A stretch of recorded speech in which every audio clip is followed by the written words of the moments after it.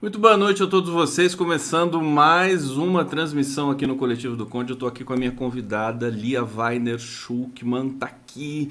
Maravilhosa Lia, querida, o quanto admiro você, uma das maiores pesquisadoras no campo da racialidade, dos estudos raciais no Brasil.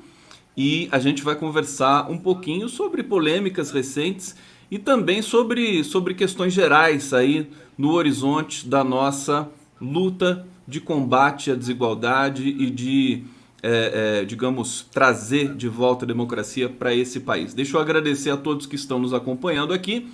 Estamos ao vivo pela TVT de São Paulo, pelo canal do Conde, pelo Facebook. Lia Schuckmann, seja muito bem-vinda. Mais uma vez, felicidade de te receber aqui. Tudo bem? Boa noite, Gustavo. Eu agradeço o convite. Muito feliz de estar aqui com você de novo e essa parceria de tanto tempo. E também agradeço todo mundo que está aqui. Já estou vendo um monte de gente que é companheiro de luta, na luta antirracista.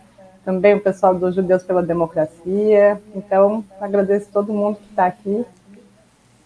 A E você? Lia é das redes, ela é uma grande pesquisadora, escritora, mas quando ela vem para a internet, todo mundo vem atrás. A gente vai ter uma grande audiência aqui. Enfim, quero cumprimentar também todos aqueles que admiram Lia, que estão aqui vendo a gente nesse momento. Deixa eu apresentar aqui a Lia rapidamente para vocês. Lia Schuckmann, doutora em Psicologia Social pela Universidade de São Paulo, com estágio de doutoramento no Centro de Novos Estudos Raciais pela Universidade da Califórnia, professora do Departamento de Psicologia da Universidade Federal de Santa Catarina, UFSC, ativista antirracista, pesquisadora de psicologia e relações étnico-raciais, autora do livro Entre o Encardido, o Branco e o Branquíssimo, Branquitude, Hierarquia e Poder na Cidade de São Paulo, Vêneta 2020 e Famílias Interraciais, Tensões entre Cor e Amor, da EDUFBA 2018. Eu quero dizer para todo mundo que eu coloquei o link na descrição dessa live para você adquirir o livro, acho que Entre o Encardido, que está no link da descrição, você pode clicar ali, vai ser direcionado para a editora. E depois eu vou pegar o outro livro e vou colocar na tela também. Lia, vamos começar falando sobre o racismo reverso, quer dizer, essa ideia, essa história, essa falácia que hora ou outra é suscitada de novo em jornais de grande circulação no Brasil, que a gente estranha um pouco, mas por que vez ou outra esse conceito volta à tona e explica pra gente por que ele é falacioso. Lia Schuckmann. Obrigado, Gustavo. E obrigado por falar dos livros, só avisando todo mundo que o editor de português dos meus dois livros foi o Gustavo, por coincidência. Enfim, sou muito grata, né, a você. Então, volta e meia, alguém anuncia que há um racismo reverso. E volta e meia eu penso, bom, isso é má fé não deve ser respondida. Logo depois, eu percebo que realmente há pessoas que acreditam que tem racismo reverso. Hoje mesmo, né, uma pessoa conhecida me mandou um recado, Lia, mas como não tem racismo reverso? Eu mesmo já sofri violência. Eu fui chamado de branco azedo e me tiraram do jogo de futebol e foi um momento que foi muito violento. A pessoa me descreve assim. Nesse momento, eu cheguei à conclusão que sim, é preciso explicar por que não há racismo reverso e que sim, há realmente, de fato, nessa condição que essa pessoa explica, uma violência. Nem toda violência, nem toda agressão, nem toda discriminação e nem todo preconceito está sobre a égide daquilo que nós nomeamos como racismo, né? A gente tem aí feito um trabalho muito grande para explicar o que significa racismo estrutural, né? Num país que tem racismo estrutural e, né, diferenciar de outras coisas que podem se estabelecer como discriminação, preconceito, que é, por exemplo, a crença, né, algo cognitivo, preconceito. Agora, vamos lá, o que é o racismo estrutural? Né? O racismo estrutural no Brasil significa que essa sociedade ela se estrutura a partir dessa categoria raça e a própria categoria, né, estrutura a sociedade de classes e a sociedade de classes ela é estruturada por isso também na nossa sociedade. Então, nós estamos no terreno daquilo que gera desigualdades, o que mostra uma outra má-fé de chamar uma luta por acesso à saúde, acesso à educação, acesso a saneamento básico, acesso à vida, porque essas pessoas estão sendo assassinadas pela polícia, de identitarismo. Nós estamos no terreno, quando a gente fala de racismo, de desigualdade, no caso do Brasil, né? Então, isso é fundamental entender. Quando a gente No tá caso falando do Brasil, mas desculpa, social. só para sem querer te interromper, já interrompendo, no caso do Brasil também, do mundo todo, o fenômeno do racismo é atravessado pela questão da desigualdade? Não, necessariamente. Então, é importante a gente falar que o racismo ele se configura em cada lugar do globo conforme a história desse lugar. Por exemplo, os judeus, né, sofreram racismo na Alemanha nazista, certo? Ou seja, era um grupo que era racializado na Alemanha nazista. Esse mesmo grupo, ao chegar no Brasil, não sofre o mesmo racismo. Isso não quer dizer que não sofra antissemitismo. Mas vamos dar o exemplo do antissemitismo, que é bem interessante. As pessoas são antissemitas no Brasil, certo? Muitas pessoas acham que os judeus são os donos da televisão, são culpados de tudo. Se tem um judeu no governo, os judeus são bolsonaristas, né?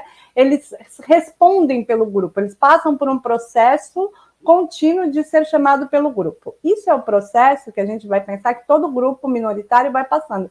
Ele é chamado a responder pelo grupo, nunca como um indivíduo. O grupo vem antes do indivíduo. Agora, para ter racismo, você precisa ter uma dominação estrutural. Então, a pessoa pode sofrer antissemitismo, que é um preconceito, né? Agora, ela não está sobre a égide do racismo, que significa que ela vai ter menos acesso à saúde, à educação, a saneamento básico, morrer na rua, etc. e tal. Isso acontece que são violências de indivíduo para indivíduo. O racismo precisa da estrutura social. Por exemplo, a polícia não persegue branco porque é branco, só porque é branco. Pode perseguir branco porque esse branco apareceu, ou foi uma ameaça, ou apareceu outra coisa, mas não porque ele é branco. Então, o Estado-nação Brasil, ele se configura no racismo antinegro e anti-indígena.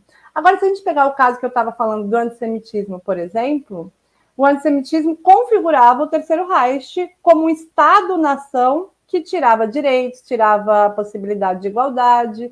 Então, a gente tem que ir pensando, quando você vai perguntando no Globo, quais são as condições históricas, né, de cada lugar e como que isso acontece. Agora, a gente tem toda a diáspora, né, após o Atlântico Negro. Cadê você, Conde? Sumiu? Ah, você está aqui. Em toda a diáspora, porque eu fico agoniada de falar sozinha, uma condição de diáspora em que os negros, né, atravessam. Mas o racismo em que o negro dos Estados Unidos sofre não é idêntico do Brasil. E mesmo aquele, né, do Brasil, sei lá, de um território rural quilombola, sofre um racismo que é diferente do racismo que um negro na universidade sofre. Por exemplo, esse não tem demarcação de terra. Agora, um negro na universidade, por exemplo, pode sofrer, né, com estar no meio de brancos.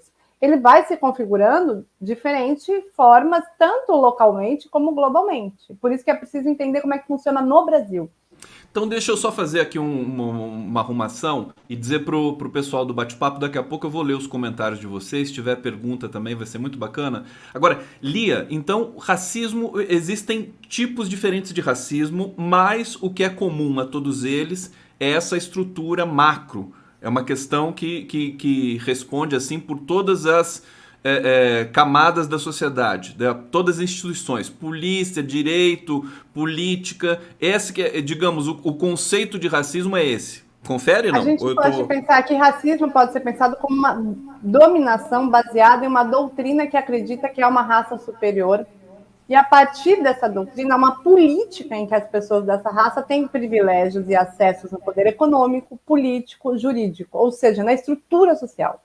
Né? Para que haja racismo contra um grupo, é preciso que haja uma história, em geral, de longa duração, de dominação de um grupo contra outro, baseado nessa ideia de raças superiores e raças inferiores. É importante dizer que ele não tem o mesmo vetor, porque a própria história nos mostra que quem inventou a ideia de raça foram os europeus, né, foram os brancos que se autocolocaram nessa estrutura como superiores. Então, é uma doutrina inventada por um certo grupo, né, para justificar o quê? Colonização. Então, a raça, essa categoria raça, ela é filha dessa dominação, né, que é colonial, que é a escravização da população negra, que é tornar sujeitos em mercadoria, né, se a gente for pensar. Então, a gente precisa da história, dessa assimetria histórica. Os sujeitos não estão na nossa sociedade em igualdade. Ser chamado de branco azedo não é a mesma coisa que ser, né, nomeado como negro ladrão, porque eles não sofrem a mesma consequência, certo? Por exemplo, né, se a gente for pensar nesse caso, né, as pessoas, ao serem chamadas de branco azedo, não lembram de uma história de longa duração. É um processo desse momento do indivíduo. Isso não quer dizer que não seja uma agressão. Não tô, né? E que não seja algo que a pessoa pode sentir no corpo dela como violento. Mas o racismo, você precisa dessa estrutura social. O que é o racismo, de fato, no Brasil? É o fato que 705 homens brancos, ou seja, menos de 1%, ganham mais que todas as mulheres negras desse país. Agora, eu acho que a gente está aqui dando explicações teóricas, para algo que deve ser se perguntado, por exemplo, nesse texto do Risério.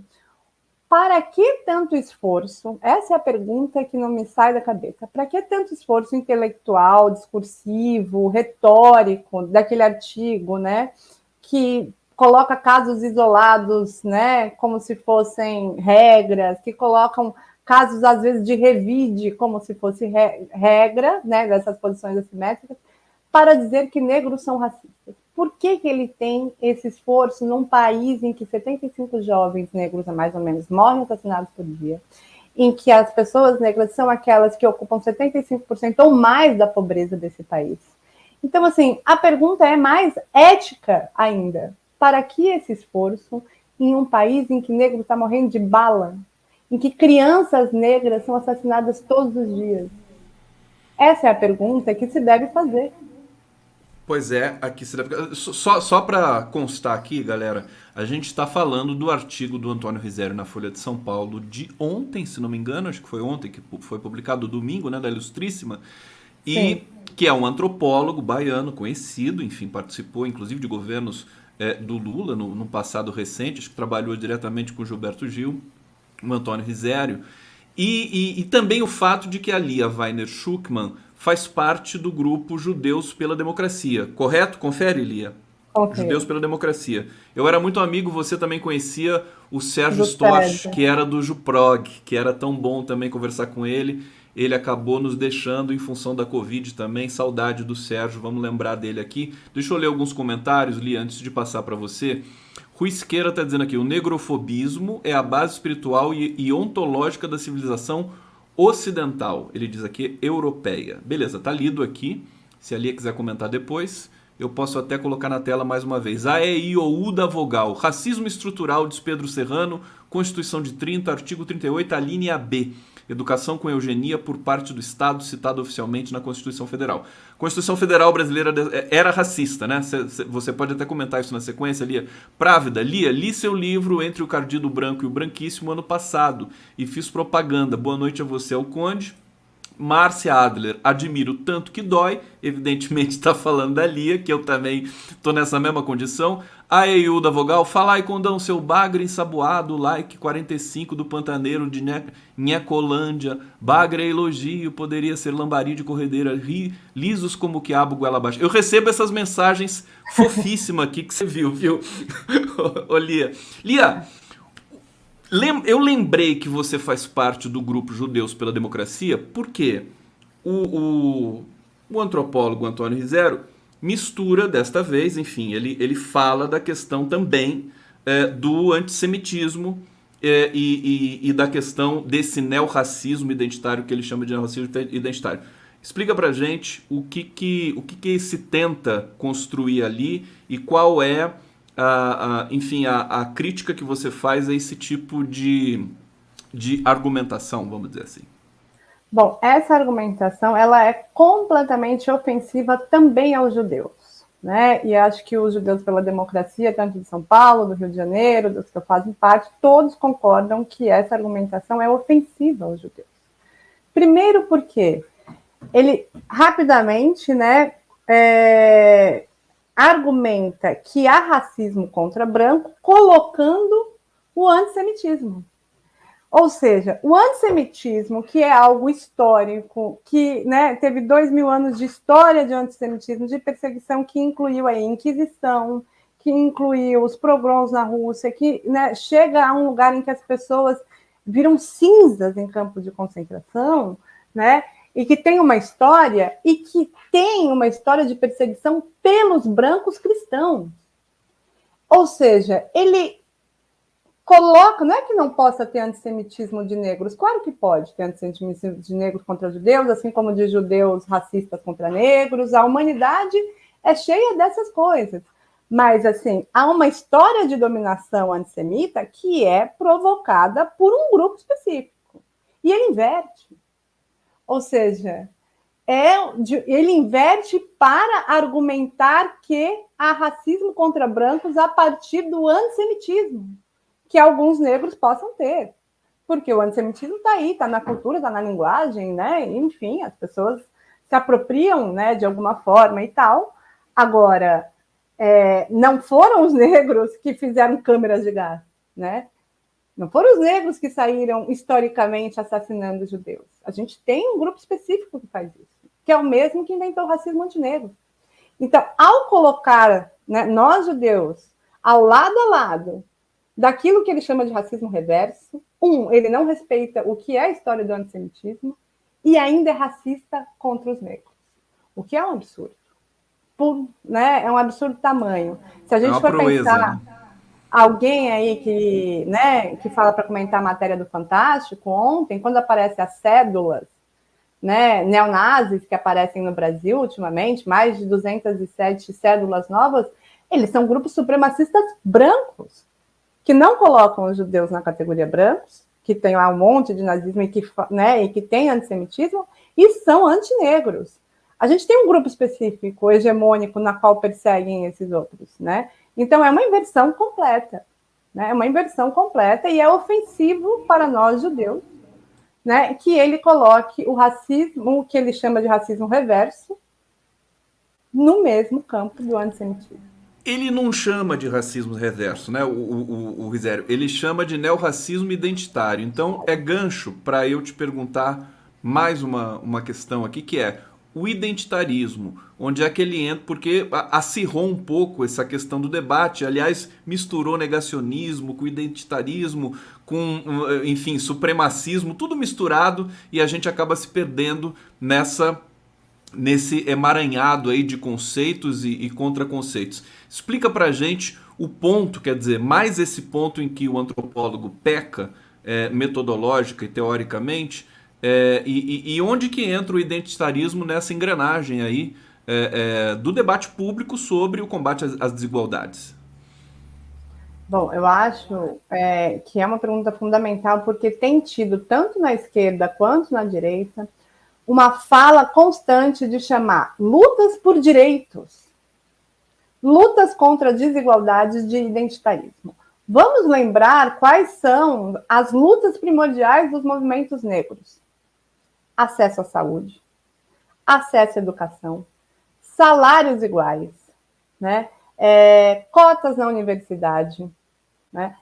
Reconhecimento, né,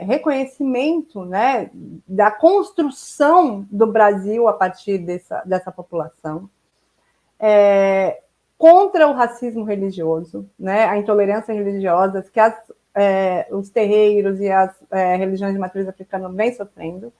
Como é que isso pode ser chamado de identitarismo? Lutas por direitos, por reconhecimento, por igualdade. É má fé chamar tanto a luta feminista, quanto que pedia por creche, por direitos iguais, etc. e tal, de identitarismo, quanto a luta por direitos e por igualdade que o movimento negro tem aí colocado desde o movimento abolicionista, de identitarismo. Isso não quer dizer, que não vamos ser ingênuos, que não há uma produção identitária a partir desses movimentos. né? Mas, assim, não necessariamente essa produção identitária está colocada ali para todos os negros, né? A gente pode ver, o cara, né, gosta de filosofia alemã, Kant está lutando por direito de estudar filosofia, sendo um homem negro. Ou pode estar no samba, não tem essa, né? Brancos e negros não são como bananeiras e macieiras, como diz o Kabengele Munanga, que dá cultura negra e cultura branca, como se tivesse uma essência. A cultura é uma produção, né? Mas a luta é por direitos, a luta é por igualdade e principalmente por redistribuição de recursos. O fundamental da luta é por redistribuição de recursos. Nós estamos no terreno das desigualdades. É uma má fé chamar uma luta que luta, né, que vai pensar distribuição de recursos. Se a gente for pensar, quando as pessoas falam, nós queremos cotas na universidade, nós queremos vagas como professores, nós queremos etc e tal, o que elas estão falando? Nós pagamos 56% ou mais dos impostos dessa população. A universidade se mantém a partir desse dinheiro. Que isso seja retribuído para nós. É essa luta. Chamar isso de identitarismo é uma má fé sem tamanho. Agora, isso não significa que o identitarismo seja um problema. Eu queria que você aprofundasse um pouco nisso. Quer dizer, as pautas identitárias, elas, o que elas se parecem para você, assim? São um avanço na questão do debate público, a questão do lugar de fala? Ou você está simplesmente dizendo que ele emprestou esse conceito de maneira equivocada, mais o identitarismo em si? Eu queria saber o que você pensa sobre. Sim. Bom, eu acho que as lutas identitárias, elas são lutas por reconhecimento. O que quer dizer? Quando a gente vai pensar a branquitude, ela tem esse lugar, né, que é um lugar em que todos os brancos são beneficiados pelo histórico da escravização, do imperialismo, ou seja, naquilo que é a distribuição de recursos materiais, mas também imateriais. O que significa isso? O branco é sempre considerado a norma. Ou seja, se a gente vê um homem de terno e gravata, a gente não fala que ele está com uma roupa étnica, certo? A gente diz que ele, né, ele está com uma roupa normal. Agora, se a gente vê uma pessoa de salto alto, o que é um salto alto? É um símbolo, olha o salto alto, é um símbolo de feminilidade para a nossa cultura. É uma coisa que dói o pé da mulher, mas ela tem um fetiche sexual que coloca isso. Isso não é visto como étnico, mas um alargador na orelha é visto como étnico. Quando algumas culturas estão, né, falando isso que é chamado de identitarismo, elas estão falando assim, olha, reconheçam a humanidade que tem nos nossos grupos e retirar esse lugar de norma. Agora, o absurdo é achar que é isso que é próprio da branquitude, que a própria branquitude, ou seja, não é uma identidade. E se há algo que é identitarista, que mantém poder, que mantém grupo, que não sei, que mantém coesão entre si, é o grupo de brancos. Então, atribuir raça apenas ao outro, atribuir etnia ao outro, né, é próprio desse lugar de conforto em que os brancos estão inseridos. Então, a luta que é chamada de identitarismo é uma luta por reconhecimento de outros grupos como humanos, né, nos seus lugares. Que não há nenhum problema, e ele não é contraditório a luta por desigualdades, e ela não divide a classe, entendeu? Olha só, é a melhor explicação que eu já vi sobre o identitarismo. Fiquei arrepiado aqui. A Lia potente, vocês estão vendo. Aproveita. O tema é complexo, né? São vários desdobramentos, né, Lia? Você sempre tem. Eu me lembro de um artigo seu em que você cita o Big Brother para exemplificar o que é a branquitude, né? Por que quando negros dentro do Big Brother brigam entre si, eles são imediatamente racializados e colocados em grupo? Agora, os brancos brigando entre si não tem problema nenhum, né? É mais ou menos isso que você está explicando pra gente aqui, com relação a outras questões que são chamadas de étnicas, né? É muito interessante isso, gente. Você quer complementar? Eu falei alguma besteira aqui? Não, é isso mesmo. Mas tem algo na branquitude que, além disso, que é esse lugar que é uma suposta neutralidade, é que ela é monocultura. Ela é um lugar em que só cabe a branquitude. Eu queria mostrar uma foto, porque, assim, para mim foi de tanta violência, né? De tanta violência. Se você quiser mandar para mim pelo Zap, eu coloco. Tá, eu vou ver se eu te mando enquanto eu vou falando, Mas é uma foto que estava no Instagram de um médico, cirurgião plástico, que colocava o seguinte: você já ouviu falar nesse termo, nariz negroide? E ele estava fazendo uma propaganda de algo que ele nomeava como rinoceptoplastia étnica. Veja só, rinoceptoplastia étnica. E aí ele falava que havia uma forma de consertar esse nariz, que é essa rinoceptoplastia étnica. Eu fui lá e falei, gente, mas isso é um absurdo, né? Isso é racismo. Ele falou, não, é o nome, quem tiver com sono aí pode olhar. É o nome, é o conceito que se dá, né, a esse tipo de nariz. Ele chama ethnic nose. Ou seja, há uma cirurgia para consertar o tal do ethnic nose. Agora, como se o nariz do branco não fosse étnico, como se ele fosse aquilo que todos os outros narizes deveriam alcançar. Isso parece, né, uma anedota, né, algo que parece quase uma piada, mas é isso a branquitude. A branquitude, ela tem uma questão que o problema não é ser branco, né? Ninguém tem culpa de ser branco. O problema não é a cultura branca, o problema é que ela tem essa coisa de ser homicida das outras culturas, né? De tentar, né, terminar com a outra e fazer com que esses grupos alcancem, né? Como se eles tivessem que chegar nesse lugar que eles se autocolocaram de superioridade. Então é muito grave se a gente for pensar como a branquitude, como um lugar de norma, produz essa ideia de que há um outro sempre, sabe? É o neutro, né? Essa coisa, né? A dimensão heteronormativa e tudo mais, acho que dialoga com essa questão também, né? Deixa eu trazer mais Sim. comentários aqui. V. Lovegan, linha maravilhosa, consciente, corajosa, ativa. Maurício Jacoel, esse artigo do Infeliz faz parte de uma campanha que inicia contra as cotas, que serão reavaliadas pelo STF.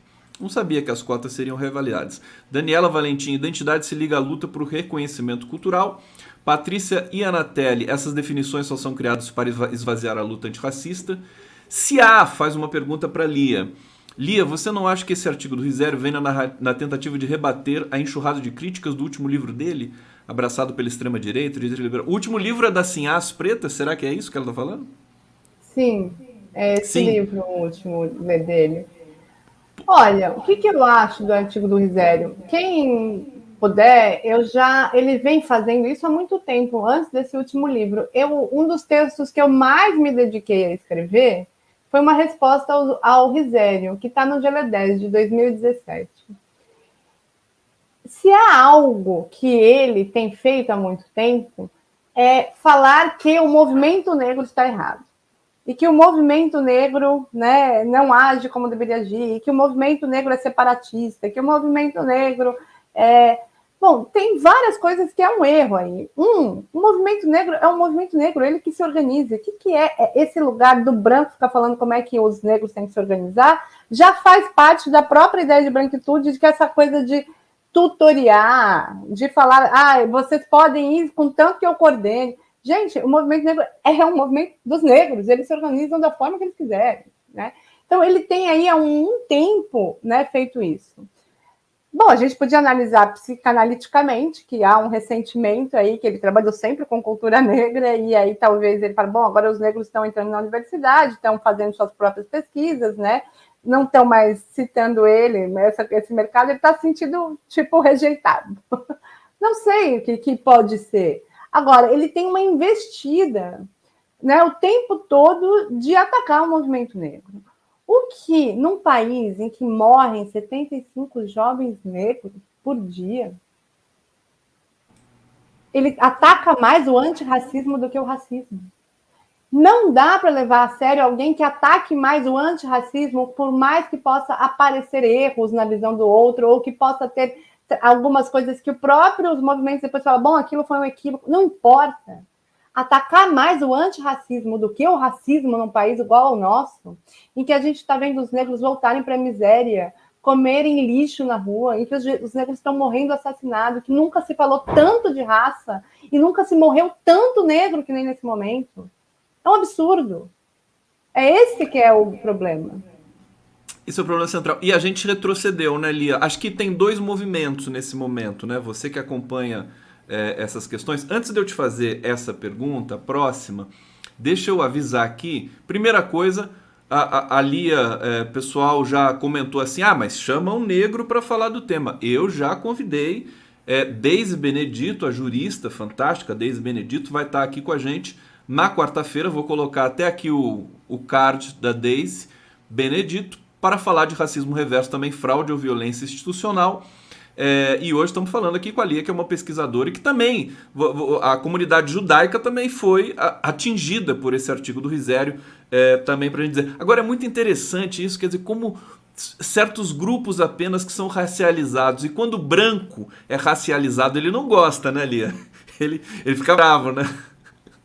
Então, uma vez eu escrevi um artigo que até saiu na própria Folha, né? Depois a gente pode comentar um pouco de abrir espaço para isso, né? A Folha, né? Que é sobre o medo branco. O branco, ele tem um lugar de conforto, né? De ser sempre um indivíduo. Quem tem raça é o outro, quem tem etnia é o outro, né? Então, quando alguém fala os brancos, em geral as pessoas brancas falam, não, mas como assim? Não generalize, não generalize. Mas é o mesmo grupo que está falando os negros, os índios há 500 anos. Né? Então, é um medo de ser racializado, mas mais do que tudo, é um medo de que, ao ser racializado, o branco saia desse lugar na qual ele construiu de falsa superioridade, de admiração, de beleza estética, e se recoloque para ele as responsabilidades como coletivo, como grupo, não como indivíduo, pela escravidão, pela Inquisição, pelo colonialismo, pelo aquilo que eles são responsáveis de destruição da humanidade. Né? Porque ao serem racializados, a gente vai parar de falar. Tem uma moda aí que agora tem um monte de gente falando o antropoceno. O antropoceno destruidor da natureza. Os indígenas estão destruindo a natureza? As sociedades africanas em geral estão destruindo? O antropoceno é a supremacia branca.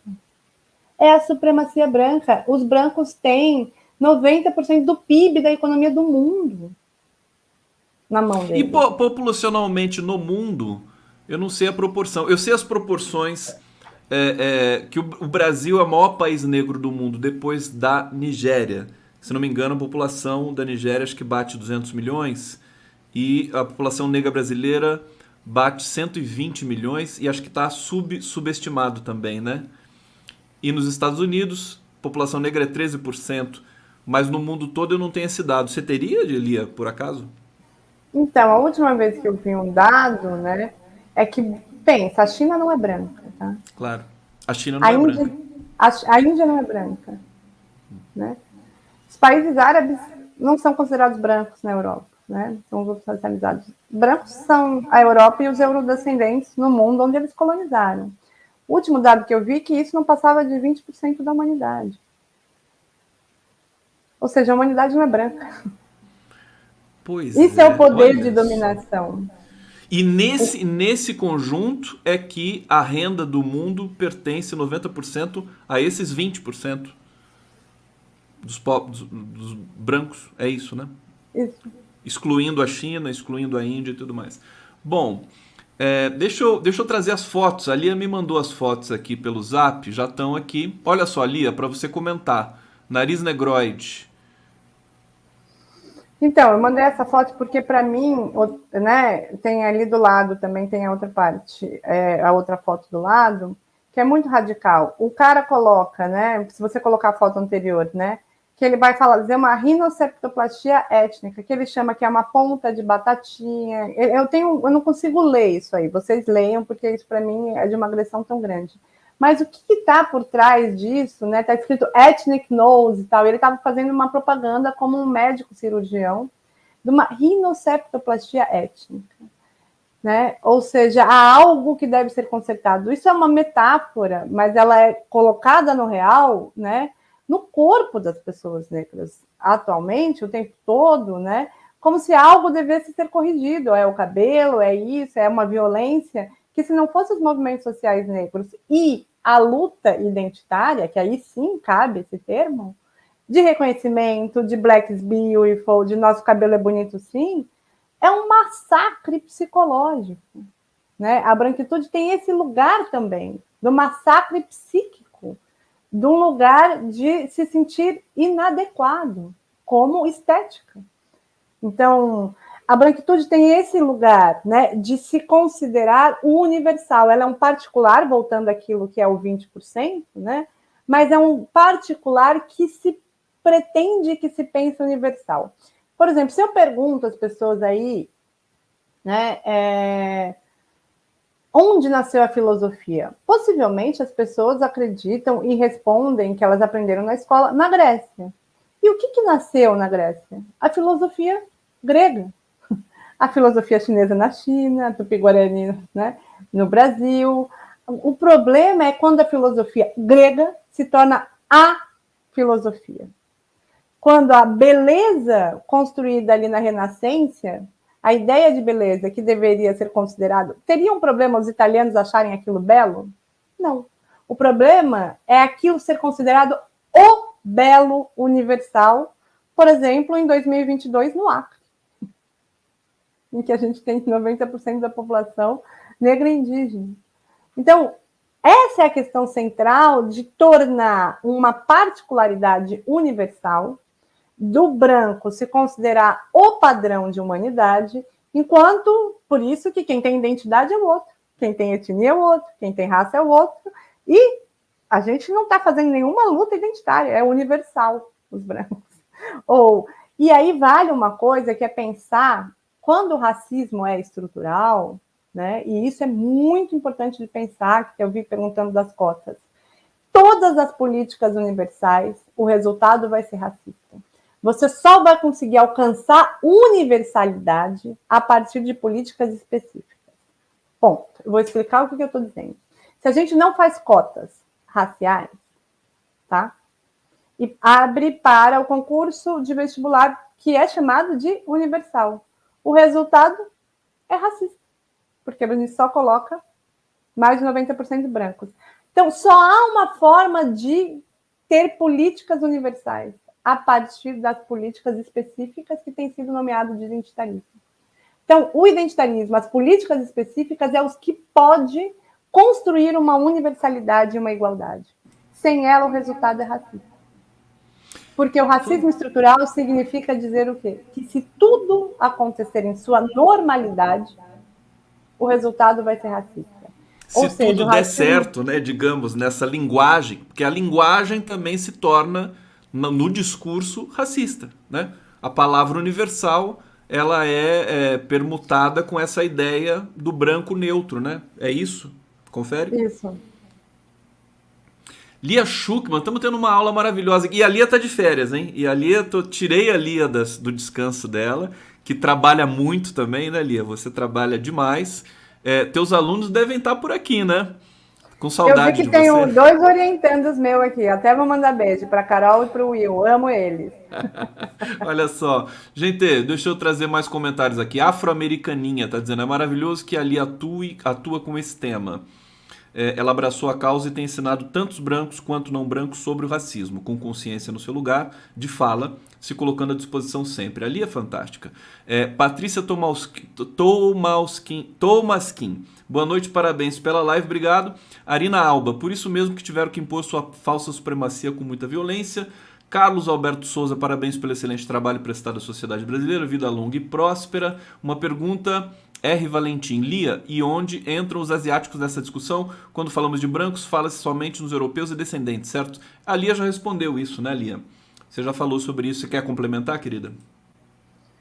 Então, é por isso que é importante a gente fazer a diferenciação dos conceitos, né? Por exemplo, os japoneses no Brasil, eles são racializados, tá? Eles podem até sofrer agressões de indivíduo para indivíduo, né? Que é agressões daquilo que o Silvio Almeida, no livro Racismo Estrutural, vai chamar de racismo interpessoal e que eu tenho chamado de preconceito, tá? Que é a relação de um sujeito com outro ou de discriminação de uma relação um com o outro. Mas eles não estão sobre a égide do racismo estrutural, né? Então, nem todo processo de racialização significa que estão sobre uma égide de um Estado-nação, de um racismo estrutural. Por isso que, né, esses termos são cunhados, né, para a gente fazer essa diferenciação de fato. Então, aonde eles entram, os japoneses, por exemplo, eles são racializados. As pessoas fazem piada, elas chamam todos os japoneses de igual, as pessoas falam os japoneses são determinados, ou seja, coloca a partir de um fenótipo, atribui um comportamento moral, intelectual, estético. Isso é o processo de racialização. Eles estão, né, com menos acesso à saúde, à educação, à polícia? Não, eles ainda estão super representados nesses lugares da classe média para o número que eles são. Então, eu acho que tem algo que eu gosto muito de falar na aula, né, que é o que é a produção de diferença e o que é uma diferença que gera desigualdade, né? A diferença da produção do racismo antinegro gera uma desigualdade de acesso a direitos, à saúde, etc. e tal. Tem outras que são uma produção de diferença. Não necessariamente gera uma desigualdade na estrutura social. Por exemplo, eu sou judia, tá? Eu vou dar um exemplo como que é a produção da diferença. O meu filho chega em dezembro e fala, mamãe, é Natal. Aí eu falo, não, filho, não é Natal, a gente não comemora Natal, é Hanukkah. Ou seja, aí ele fala, não, é Natal, para todo mundo é Natal, na escola é Natal, é feriado é Natal, etc e tal. O Natal é o normal, mamãe, a gente não vai ganhar presente? Eu falo assim, não, filho, é Hanukkah que a gente comemora. Só que eu também não sei o que é o Hanukkah, olha só. Porque eu também estou sobre uma hegemonia cultural cristã. Então, o que eu faço? Vou lá no livro, tenho que estudar isso aqui, eu sei o que é Natal. Vou lá no livro, tá, Hanukkah é isso aqui, filho, Hanukkah é isso aqui, né? Ou seja, a gente não está na norma religiosa. É uma produção de diferença? É. Né? Tem discriminação com essa diferença? Tem, tanto que, por exemplo, se eu falar, olha, eu não vou trabalhar nesse dia que é um feriado importante, vou falar. Agora, as pessoas falam, não vou trabalhar no Natal. Então, tem um lugar de desigualdade, mas isso gera uma desigualdade na estrutura social na qual, né, os negros estão inseridos, ou os indígenas no Brasil, que é a falta de demarcação de terra, não tem acesso à saúde, não tem acesso à educação, falta de saneamento, não. Então, nem todo processo de racialização ou de diferença, que vai produzir aquilo que a gente vai chamar de identidade e tal, gera desigualdade. O racismo antinegro no Brasil e anti-indígena gera desigualdade. Está no campo da desigualdade. Isso é fundamental de pensar. Lia Schuckmann, aqui no canal do Conde, também na TVT, estamos ao vivo. Comentários maravilhosos aqui no bate-papo, Lia, mas eu vou ler no próximo bloco, porque eu queria te perguntar o seguinte, eu estava tão aqui absorvido pelo que você estava falando, e qual que seria o caminho das políticas públicas? Se você pudesse falar diretamente para o Lula, para a assessoria do PT, que está pensando nas questões, né, para produzir políticas públicas antirracistas. A gente tem o Douglas Belchior, que está numa potência muito grande, se refiliou ao PT, vai se candidatar a deputado federal. Muita gente, muitas pessoas negras que estão se colocando politicamente nesse momento, que é muito importante. Bom, isso é uma pergunta, e a outra é o seguinte: um caminho seria racializar também os brancos, ou se é possível desracializar os negros, asiáticos enfim, como é que você olharia para essa questão? As pessoas sempre me perguntam, Lia, a gente não precisa acabar com essa ideia de raça? Aí sabe o que eu respondo? Sabe com o que a gente precisa acabar? Com a desigualdade e com a dominação. Porque a raça, ela é filha da desigualdade e da dominação. Ela não é a mãe. Ela não é o que gera. Hoje é um processo dialético, mas não é essa a origem. A origem é a dominação. A raça é filha do racismo nesse sentido. Então, vamos explicar. A gente não precisa, no Brasil, colocar um significante negativo na palavra negro. A gente não precisa falar negro ladrão para ser racista. O racismo é a própria estrutura da nossa sociedade. O que eu estou querendo dizer? Eu sempre dou esse exemplo porque, para mim, ele é muito chocante, quem já me ouviu falar. Como é que o meu filho aprendeu a hierarquia racial, ou seja, o racismo na sociedade brasileira? Porque você precisa da hierarquia. O que precisa acabar é a hierarquia, porque aí a raça não vai fazer sentido nenhum, vai ser tipo, ok, a cor das pessoas vai ser igual ao tamanho de orelha, nariz. Então, não é acabando com a raça, é acabando com a dominação, é acabando com a hierarquia, com a posição de poder que os brancos ocupam, que a gente possa acabar com a raça. Não adianta acabar com a ideia de raça e a dominação está posta. Porque, olha só, o meu filho foi estudar numa escola, né? Como é que a gente aprende a ser racista? Foi estudar numa escola que tinha história da África, que tinha boneca negra, que tinha tudo isso. No dia que ele foi apresentado, todas as pessoas, eu não quero contar, eu já contei muito essa história, né? Todas as pessoas foram apresentadas assim, essa aqui é a Joana, ela é diretora pedagógica, ela está nessa sala, ela é uma mulher branca. Essa aqui é a Fernanda, ela é a pessoa que está no, né, projeto político da escola, se você precisar, mãe e filho, vocês podem falar com ela. Essa é a nutricionista, ela que cuida da comida, o nome dela é Fernanda, ela fica nessa sala. Bom, a gente foi apresentar. Quando a gente foi passar pelas pessoas que trabalhavam, né, de merendeiras e pela pessoa que trabalhava na limpeza, eram as únicas pessoas negras. Essas pessoas não foram apresentadas para o meu filho. Eu perguntei para a diretora, por que essas pessoas não foram apresentadas para o meu filho? Aí ela falou, putz, elas são terceirizadas, eu acabei de conhecê-las, eu não sei o nome. Aí, parênteses, o STF aprovou a terceirização daquilo que eles decidiram que é trabalho meio, sem nenhum escândalo há 15 anos atrás, quase 15 anos atrás. Você imagina os juízes, os professores universitários, todos serem terceirizados? Então, como é que se decide que quem limpa o chão de uma escola é trabalho meio? Como é que se decide que quem faz a comida de uma escola é trabalho meio? E, sei lá, nutricionista é trabalho fim. Agora, a quem faz o trabalho meio, é trabalho meio. Eram todas as pessoas que eram negras e que tinham cargos que podiam, né, ascender. Ou seja, o racismo estrutural estruturou aquela escola daquela forma em que os brancos estavam todos contratados e os negros eram terceirizados. A professora apresentou essas pessoas e não apresentou essas. No outro dia, o que meu filho aprendeu naquele dia? Que tem pessoas que têm nome. Essas pessoas que têm nome têm uma posição importante na escola porque elas precisam ser apresentadas. Elas usam a roupa que elas querem. Todas essas pessoas têm uma sala em um lugar e são dignas de conhecimento de todos e são brancas. Tem pessoas que não são apresentadas, que o que elas fazem não importa. Elas usam todas a mesma roupa e essas pessoas são negras. No outro dia, o meu filho viu que uma pessoa vestida com uniforme, aquele uniforme da terceirizada, e era uma pessoa branca.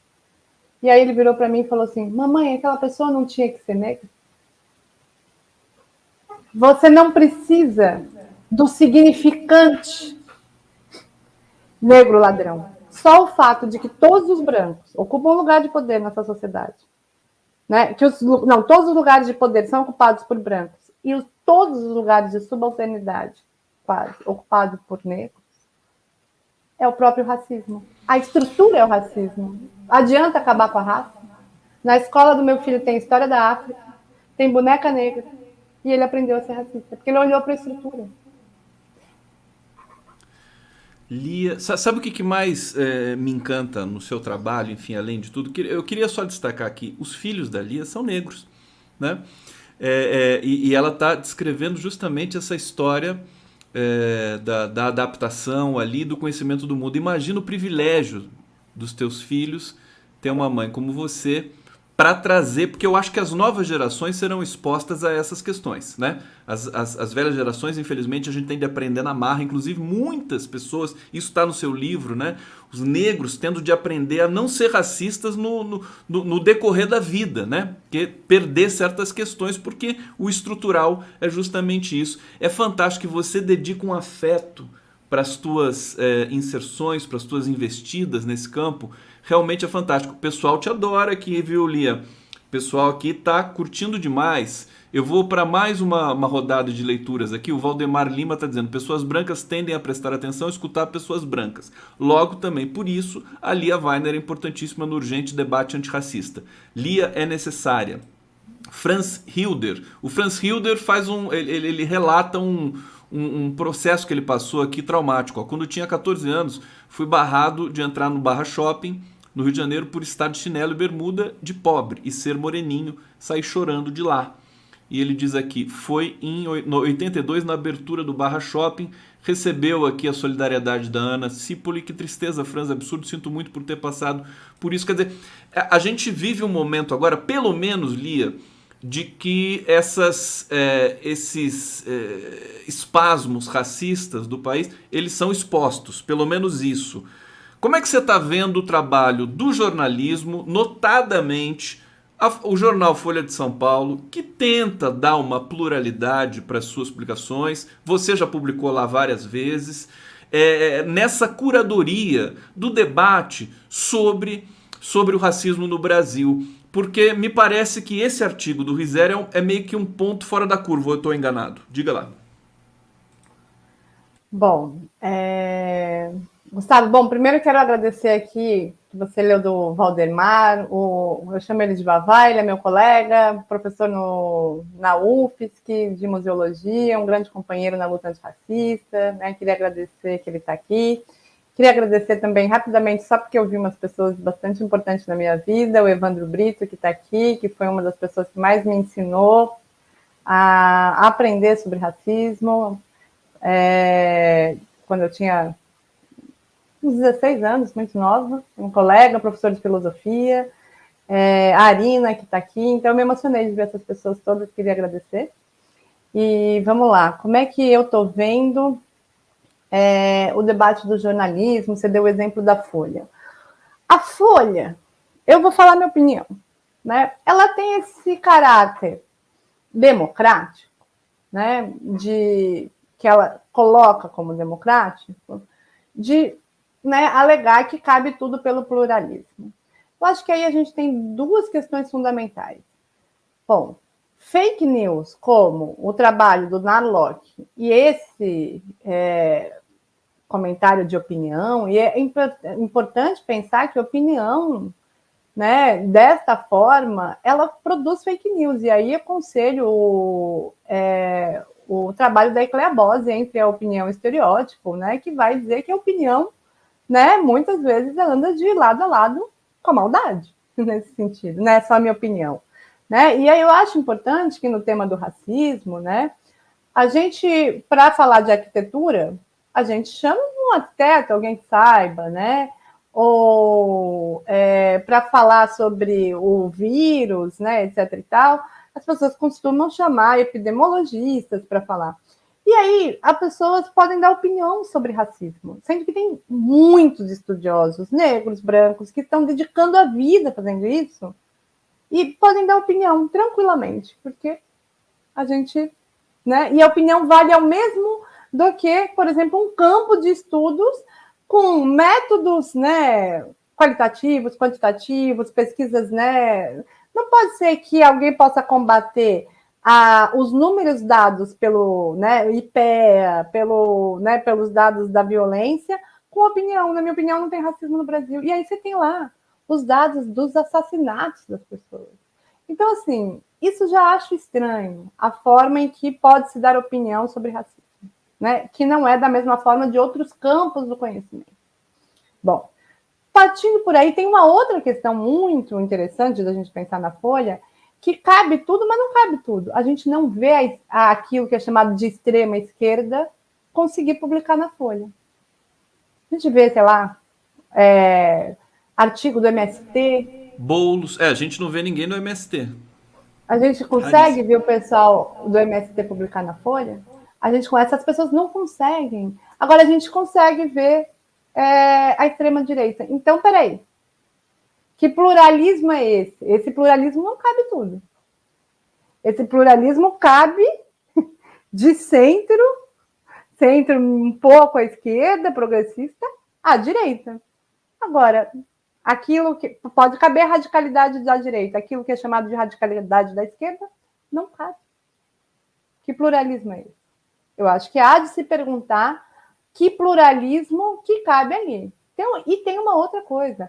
A Folha foi anti-cotas. Ela se posicionou, o editorial se posicionou anti-cotas. E ela não se reposicionou. Nós estamos, né, para 2022, debatendo cotas novamente, e se a Folha tem algum compromisso com a luta antirracista, minimamente ela deveria refazer o editorial dela, né? Então, cadê? Eu acho que tem aí uma posição que não é um ponto fora da curva, Gustavo. O Risério não é um ponto fora da curva. Quem quiser ver, tem lá no meu Instagram, tem no meu Facebook, mas tem na própria coisa, a campanha da Folha, que falava, não sei quem é contra a favor das cotas, a Folha é contra cotas. Era uma campanha, isso foi em 2013, sabe? Não fazem tanto tempo, 2012. Lia, você explica bem demais, viu? Quero dizer para o público que está aqui que as redes sociais da Lia são redes agitadas, né, Lia? Seu Facebook, seu Instagram, Nem sempre rola tanto, mas nem tanto. um debate. Então, para achar a Lia nas redes é fácil, é só colocar o nome dela lá, porque só tem você, né, Lia Schuckmann? Lia Schuckmann no Brasil é facinho de achar, mas eu vou divulgar nas minhas redes também na sequência. Fica a dica para vocês. Deixa eu trazer o comentário do Evandro, que a Lia agradeceu aqui, toda emocionada. Parabéns, Lia, sempre pontual e objetiva, sempre nos dedos.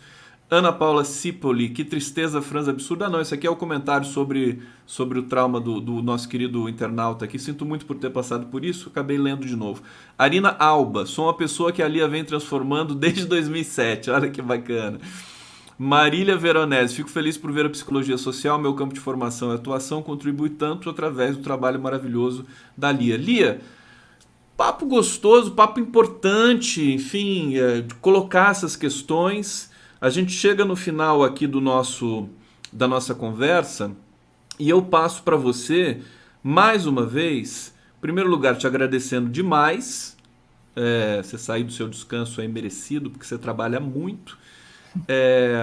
Para vir conversar, porque é uma questão urgente, importante. Na quarta-feira eu converso com a Deise Benedito às 20 horas, já convidando todo mundo para ver essa live também. E eu, mais uma vez, eu peço para você, enfim, dar esse recado das coisas que você observa no Brasil, do momento político que a gente está passando, porque eu acho que a gente está saindo desse pesadelo, mas sempre de uma maneira turbulenta, porque o Brasil é muito difícil, é muito complexo, né? Sobre a questão racial, mas também sobre as nossas ansiedades, as nossas expectativas, a sua expectativa para esse ano de 2022, para as eleições, para a renovação do nosso Congresso, enfim. O que está passando pela cabeça da Lia Schuckmann nesse momento, querida? Bom, Gustavo, eu ando bastante, eu não sei, aquilo que é pessimismo do pensamento e otimismo da ação, como nos diz, né?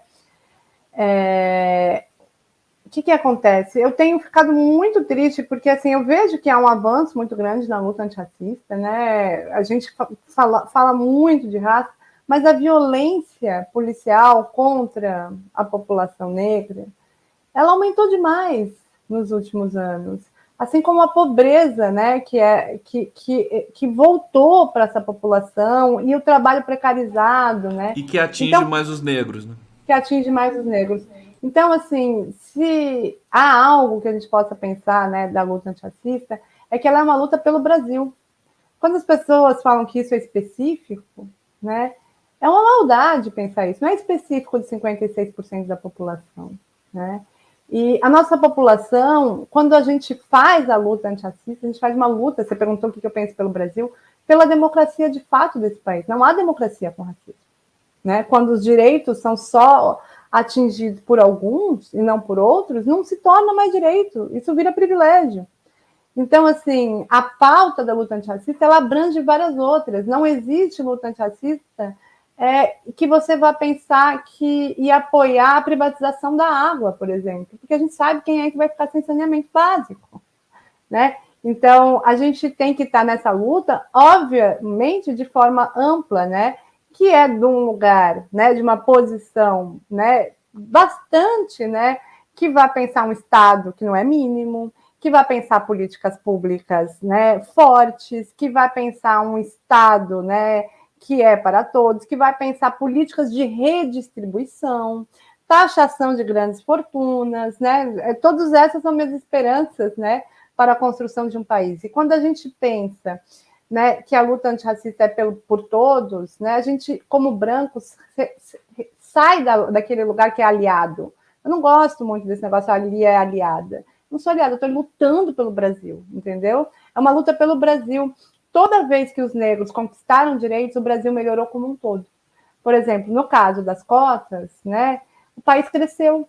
Porque ampliou o número de vagas. O governo Lula, quando foi colocar as cotas, já sabe o que é a questão racial no Brasil. Então, o cara colocou mais 17 universidades. Não é que diminuiu vaga para branco, não, até aumentou. Né? Porque a gente aumentou as vagas. Toda vez que o movimento negro tem conquistas, o Brasil cresce como um todo. Os direitos para todos melhoram. Né? Então, essa é uma luta que parece específica, mas ela é uma luta pelo Brasil. Né? Ela é uma luta para todos e eu espero que essa pauta esteja aí na agenda dos políticos de esquerda no próximo ano, de uma forma mais contundente, não esse checklist aí só para ver. Né? Lia Schuckmann, obrigado, viu? Parabéns aí por essa energia. A gente está aguardando os teus artigos que devem estar, daqui a pouco devem sair por aí. Sempre acompanhando o que você faz, o seu trabalho. O povo aqui, quem não te conhece fica apaixonado, quem já te conhece está aqui te acompanhando. Vamos nos encontrar mais vezes, espero, nesse ano de 2022. Obrigado pelo recado. Obrigado por esse talento que você tem de explicar essas questões que são espinhosas. É um campo que é minado, né?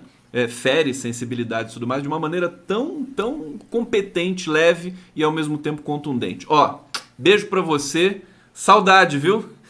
Saudade. Gente, obrigado a todo mundo que estava aí, um monte de companheiro de luta, o pessoal dos Judeus pela Democracia, meus amigos, né, o pessoal da universidade, você, teus companheiros aí, Gustavo, obrigado a todo mundo. E para a luta 2022 não vai ser fácil, estaremos juntos. Estaremos juntos. Valeu, gente. Mais tarde estamos de volta.